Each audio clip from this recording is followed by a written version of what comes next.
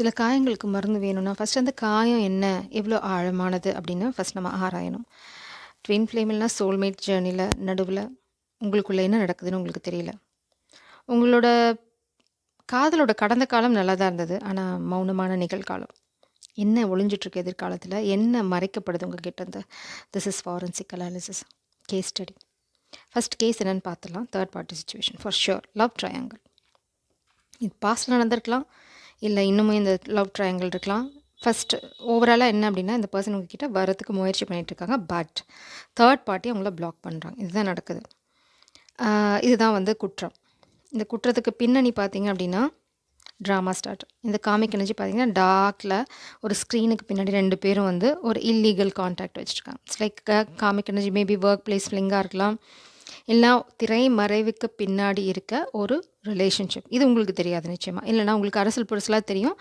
Confirmation இல்லை. இந்த person உங்ககிட்டேருந்து ஓடி போனதுக்கு, மாயமாய் மறைந்ததற்கு இந்த ஃப்ராடுத்தனம் தான் காரணம். உங்களுக்கு தெரியாமல் இந்த பர்சன் தவறு பண்ணியிருக்காங்க. இப்போ அந்த தேர்ட் பார்ட்டி அவங்கள பிளாக்மெயில் பண்ணிகிட்ருக்காங்க. மேபி ஏதாவது எவிடன்ஸ் வச்சுட்ருக்கலாம். ஆனால் ஏதோ ஒரு விஷயத்தை வச்சு அவங்க பிளாக்மெயில் பண்ணிகிட்ருக்காங்க. பிளாக்மெயில் பண்ணி மணி வாங்கிட்டுருக்காங்க. ஸோ இந்த பர்சன் உங்ககிட்ட வராமல் இருக்கிறதுக்கு காரணம் இதுதான். அவங்களால மணி அங்கேயும் கொடுத்து இங்கேயும் கொடுக்க முடியல. பேலன்ஸ் இல்லை. ரொம்ப தடுமாறிக்கிட்டு இருக்காங்க மணி ரிலேட்டடாக. மேபி பப்ளிக் பண்ணிவிடுவேன். மேபி இந்த பர்சன் ஏதாவது ஒரு நல்ல வேலையில் இருக்கலாம், நல்ல பொசிஷனில் இருக்கலாம். இல்லைனா ஃபேமிலிக்கு தெரிஞ்சால் அது ப்ராப்ளம். மெயினாக உங்களுக்கு தெரிஞ்சால் நீங்கள் தூக்கி போட்டு போயிடுவீங்க. ஏதோ ஒரு பயம். இங்கே பார்த்தீங்க அப்படின்னா உண்மைகள் வெளியில் வருது. King of சோட்ஸ்.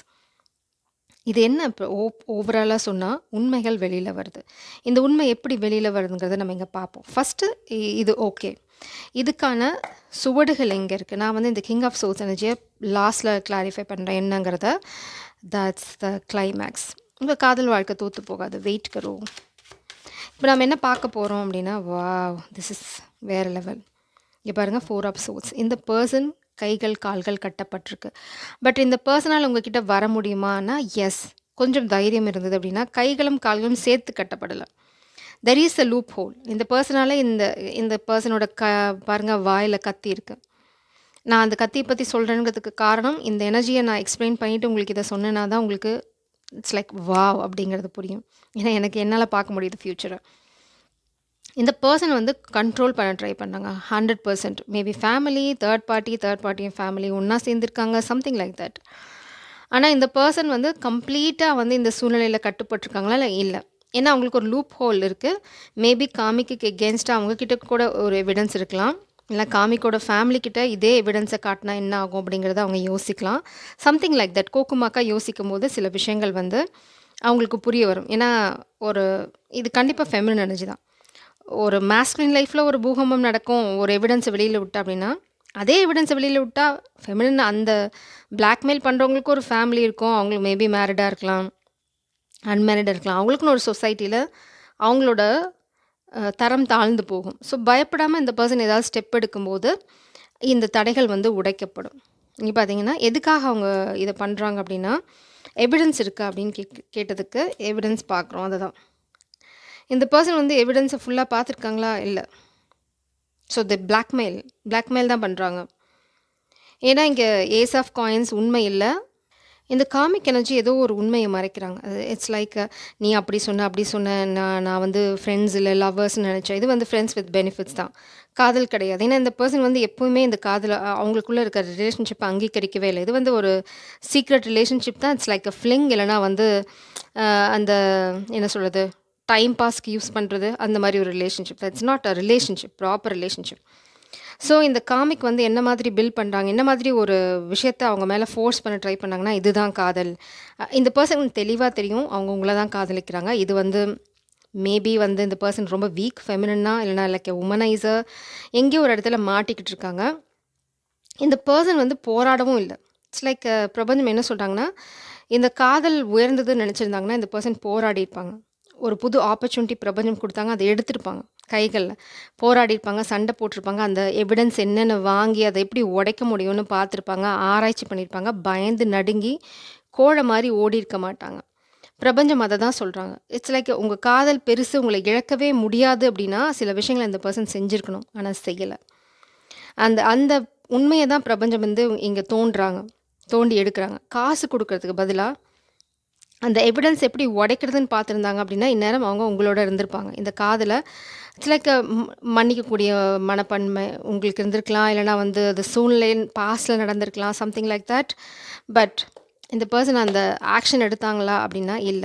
நீங்க இந்த சமயத்தில கண்டிப்பா என்ன சொல்லி இந்த எனர்ஜிய கிளைம் பண்ணும்? ஜஸ்டிஸ்.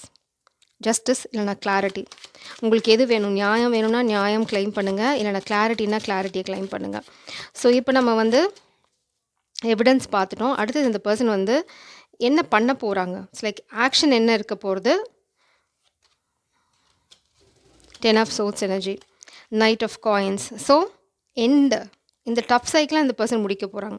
இது வந்து இப்போ தான் நடக்குது அப்படிங்கிறதுலாம் இல்லை. இந்த பர்சன் எப்போ உங்களை நோக்கி வரணும்னு முயற்சி பண்ணாலும் இந்த காமிக் எனர்ஜி இதை தான் பண்ணுறாங்க. This is like a routine drama. ஆனால் இந்த பர்சன் இதை இன்னுமே கண்டினியூ பண்ண விரும்பலை. இந்த 10 ஆஃப் சோர்ஸ் பார்த்திங்கன்னா family involved, especially father figure. இந்த ஃபாதர் ஃபிகர் வந்து இந்த பர்சனை பிளாக் பண்ணுறதுக்கு அவங்களோட பாஸ்ட் லைஃப் சீக்ரெட்ஸை யூஸ் பண்ண ட்ரை பண்ணுறாங்க வெப்பனாக. பட் இதுக்காக இந்த பர்சன் வந்து ஸ்டாப் பண்ண போகிறாங்களா, ஸ்டாப் ஆக போகிறாங்களா அப்படின்னா இல்லவே இல்லை. நைட் ஆஃப் காயின்ஸ் பார்த்திங்கன்னா போராளி மாதிரி வெளியில் வர போகிறாங்க. என்ன போராளி, எதுக்காக போராட போகிறாங்க அதையும் பார்த்துருவோம். நீங்கள் தான் ஸ்டார். உங்களை இழக்க அவங்க தயாராக இல்லை. நான் சொன்ன மாதிரி தான் உங்களை இழக்க அவங்க தயாராக இல்லை. ஸோ நான் வந்து கிளைமேக்ஸுக்கு வரேன். என்ன வந்து ஜட்ஜ்மெண்ட் பிரபஞ்சம் கொடுக்க போகிறாங்க அப்படிங்கிறதுக்கு. நைட் ஆஃப் காயின்ஸ் பார்த்தீங்கன்னா இங்கே பார்த்தீங்கன்னா அவங்க கைகளில் வந்து வில் இருக்குது, அம்பு இருக்குது. ஸோ டார்கெட்டில் அவங்க வந்து தெளிவாக இருக்காங்க. அவங்க முன்னாடி போகிறதுக்கு எந்த தடைகள் வந்தாலும் உடைக்கிறதுக்கு இங்கே ஒரு புல் இருக்குது, அதாவது எருது இருக்குது. ஏன்னா இது மாடு எருமை ரெண்டுமே கிடையாது, இது ஒயிட் அண்ட் பிளாக்லாம் இருக்குது. ஸோ இது வந்து ஒரு எருது. இந்த எருதோட துணை இருக்குது தடைகளை உடைக்கிறதுக்கு, அதாவது பிரபஞ்சத்தோட சப்போர்ட் இந்த பர்சனுக்கு இருக்குது. ஸோ இந்த 10 ஆஃப் சோர்ட்ஸ் எனர்ஜி மட்டும் என்னென்னு கிளாரிஃபை பண்ணலாம். What is is 10 of swords? So judgement எனக்கு என்னன்னு தெரியும். I got it already. King of swords தான் ஜட்ஜ்மெண்ட் உங்களுக்கு. அது என்னங்கிறத நான் எக்ஸ்பிளைன் பண்ணுறேன். But what is is 10 of swords? 9 of pentacles.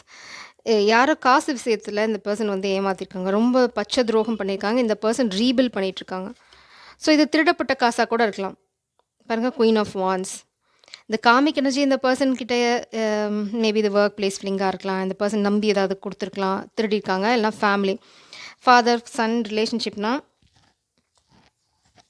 எல்லாமே எல்லாத்துக்கும் பொருந்தணும்னு அவசியம் இல்லை. உங்களுக்கு எது பொருந்ததோ அதை மட்டும் எடுத்துக்கோங்க, ஃபோர்ஸ் பண்ணாதீங்க. 9 of pentacles, queen of wands. இந்த பர்சன் உங்களை வந்து ரொம்ப அட்ராக்டிவ் பர்சனாக பார்க்குறாங்க. ரொம்ப அழகு, அமைதி. It's like you are magical. அதுதான் இந்த பர்சனை பொறுத்த வரைக்கும் உங்கள் மேலே வச்சுட்ருக்க ஒப்பீனியன் அதுதான்.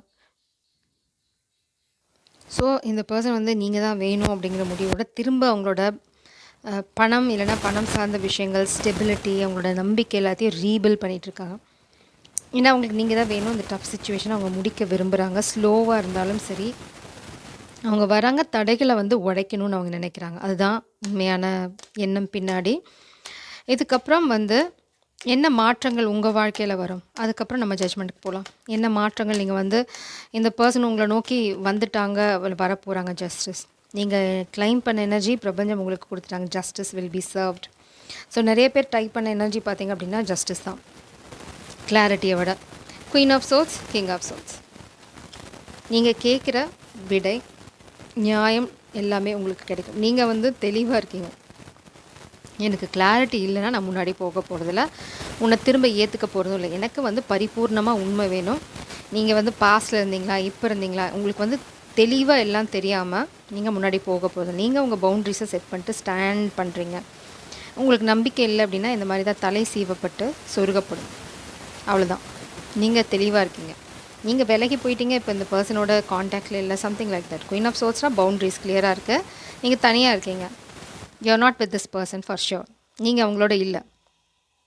ஸோ இந்த தனிமை, நீங்கள் இல்லாத அந்த ஏக்கம், அவங்க பண்ண தவறுனால அவங்க புழுங்கிட்டுருக்கிறது, இதெல்லாம் ஒட்டு மொத்தமாக சேர்ந்து அவங்கள நியாயத்தை தேட வைக்கும். That's called king of swords energy. உங்கள்கிட்ட வந்து உண்மையை சொல்ல போகிறாங்க, மறைக்க போகிறதில்ல.